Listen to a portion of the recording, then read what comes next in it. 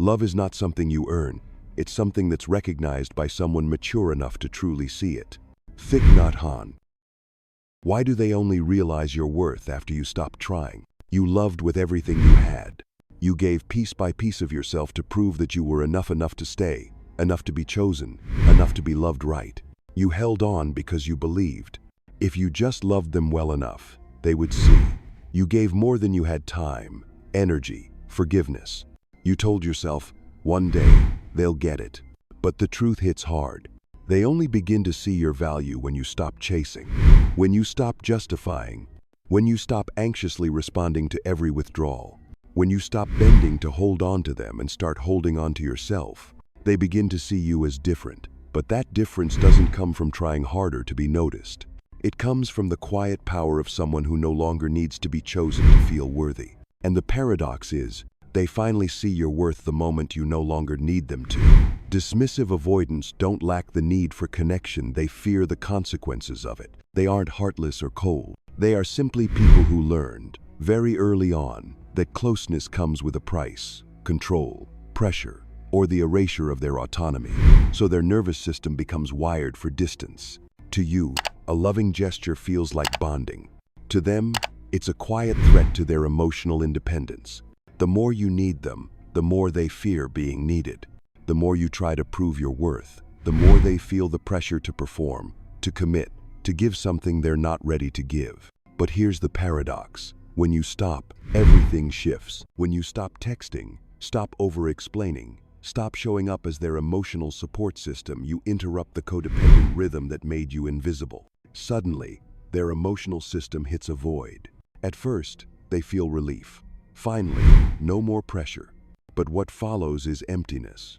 Why do I feel something's missing? That's when they begin to recognize your presence by your absence. They don't realize your worth because you disappeared. They realize your worth because there's no longer someone regulating what they've never learned to self-regulate. You weren't just a romantic partner, you were their emotional buffer. You carried the emotional labor they refused to face. You gave without asking, soothed without demanding, waited without resenting. But they couldn't see it because avoidants don't process value through closeness. They process it through space. They can only appreciate what they're no longer suffocating from. It's not fair, but it's real. And it doesn't mean you should wait. Because if your entire sense of value is still hinged on being noticed after you leave, then you're still handing over your worth to a broken system. Your job is not to make them see your value. Your job is to remember you've always had it, even if they never do. Dismissive avoidants aren't just afraid of intimacy, they're afraid of being needed. They struggle to distinguish between healthy connection and relationships that come with demands. In their mind, closeness is always tangled with responsibility, pressure, and the looming threat of being emotionally swallowed. So every time you send a check-in text, every time you try to make peace, every time you go out of your way to show how much you love them, in the avoidance nervous system, you're not expressing love, you're signaling need. And they read the signal as, I'm the center of your emotional universe. And that terrifies them. They don't pull away because they hate you. They pull away because each attempt to get closer activates their survival brain. The more you try to prove your love, the more pressure they feel. The more you give, the more they fear they'll have to give back. And they haven't built the tools to do that without losing their autonomy. So they retreat. It's all they know how to do. You may believe that if you're just good enough, loving enough, selfless enough, they'll finally see your worth. But in the avoidance world, the more you try to prove your love, the less visible your value becomes. They don't see the gift, they see the threat of being emotionally engulfed. So what you need is a breakthrough, and it begins inside you. Not a strategy to stop them from leaving, but a truth to awaken. You don't need to prove anything. Your worth isn't held in their eyes. It's held in how you treat yourself. When you stop worrying about what they think and start deeply loving yourself, you do what they can't. You choose you. And paradoxically, that's when the avoidance starts turning back. Not because they suddenly had a romantic epiphany, but because you no longer radiate, I need you to feel valuable. You're not chasing. You're not explaining. You're not performing to be seen. You are no longer the one begging to be chosen. You are now the one standing in your worth. And that shifts everything, not just in the relationship, but inside you. This is one of the most painful yet most liberating paradoxes in loving a dismissive avoidant. They only truly see you when you stop abandoning yourself in order to be seen.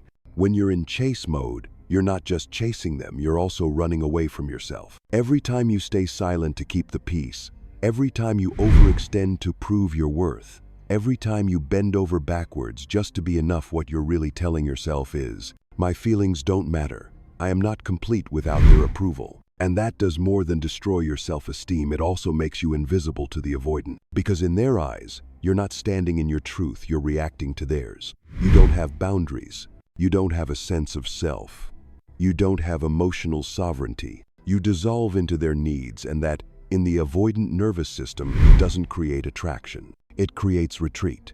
Dismissive avoidants don't actually hate closeness. They hate the loss of control in a relationship. When you constantly shapeshift to fit their emotional limitations, staying quiet when they withdraw, being soft when they're cold, tolerating when they neglect, you think you're loving them.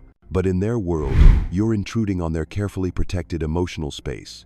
You send the message that you will collapse into their world at any time, and that suffocates them. Then one day, you stop, not out of resentment, but out of return to yourself. You stop being silent to keep them. You start being silent to hear you. You no longer make peace for the sake of connection. You protect your peace from the things that caused your pain. You don't chase them. You choose yourself.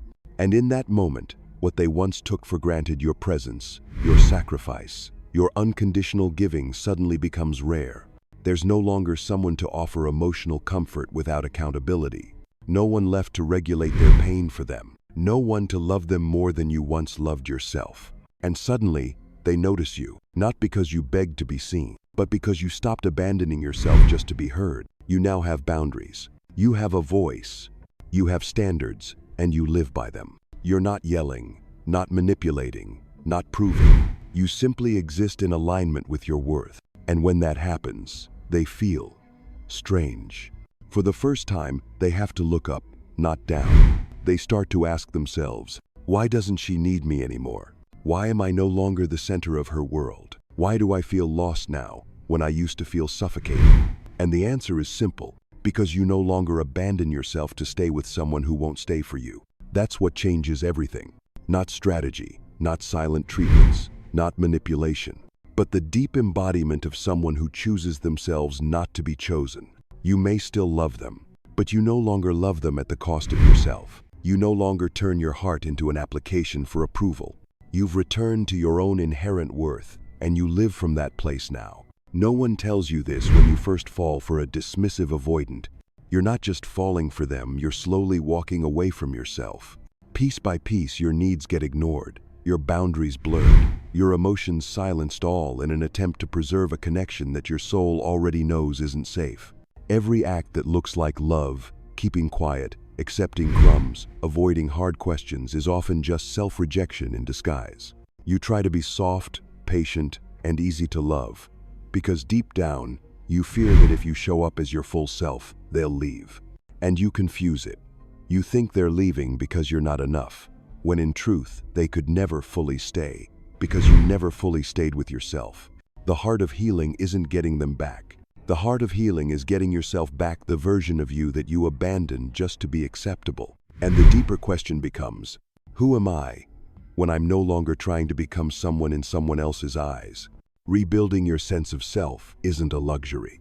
It's survival, so that you never again find yourself begging for love, giving as a way to earn affection, or loving from a place of fear. A person without a strong identity will always rely on others to reflect their worth back to them. So where do you begin? First, with radical honesty.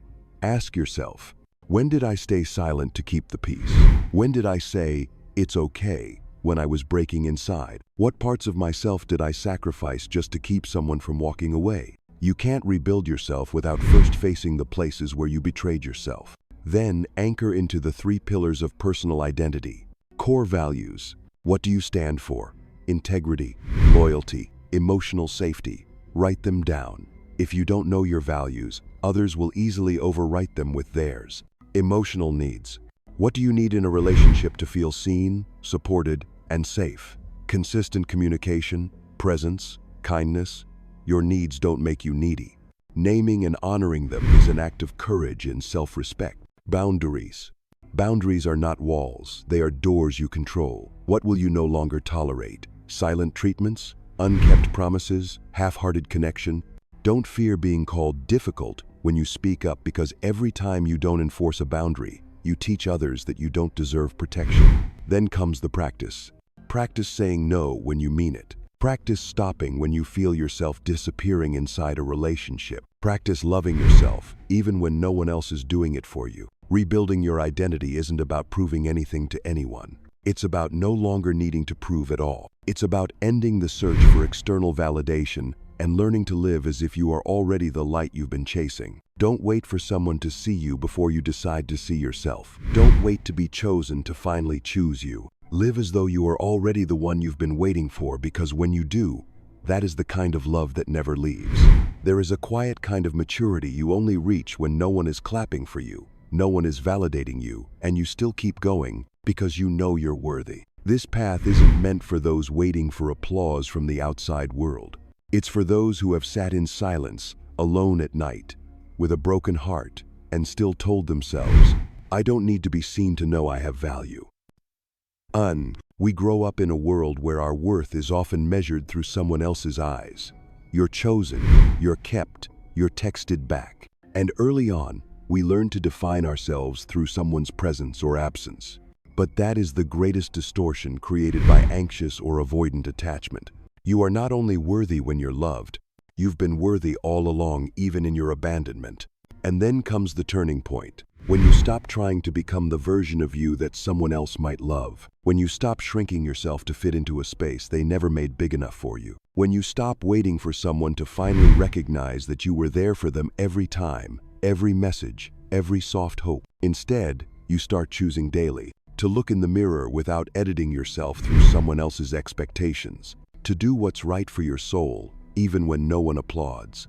To comfort yourself when you're tired, instead of reaching out hoping for attention.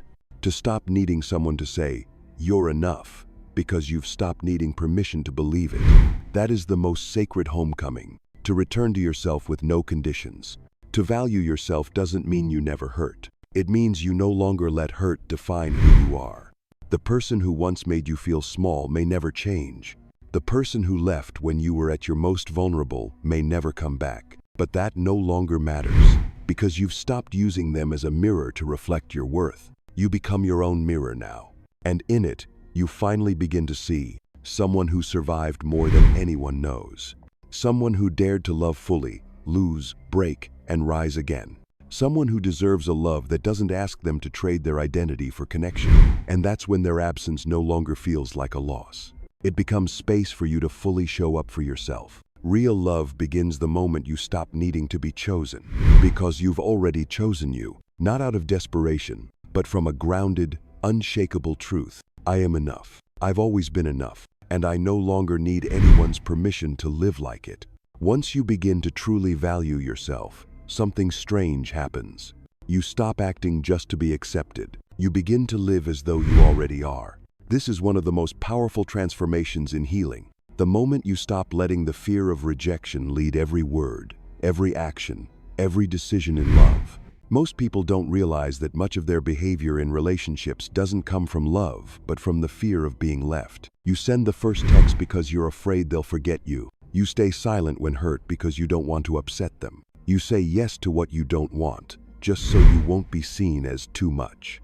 These are the actions of a wounded inner child, one who learned, if I show my full self, I will be left behind. And how cruel it is to live that way, constantly adjusting yourself, walking on eggshells, anticipating others' reactions to feel safe.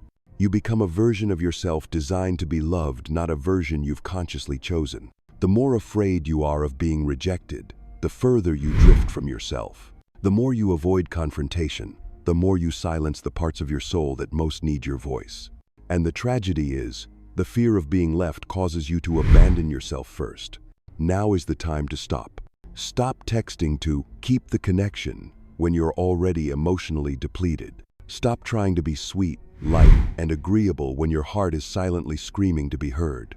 Stop living to be chosen and start living as though you already chose yourself. The truth is, rejection is a part of life, Some people will not see you, not understand you, not be mature enough to hold you. That is not evidence that you're not good enough. It's just proof they don't have the capacity to hold you as you truly are.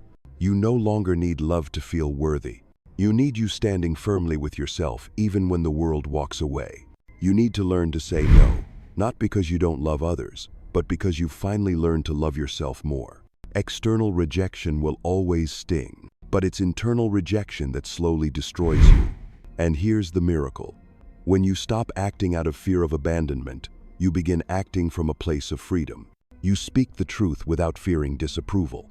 You set boundaries without guilt. You walk away not because you stopped loving them, but because you finally started loving yourself more than the fear of losing them. This is the moment when you stop being a victim of others' reactions and become the guardian of your own emotional response.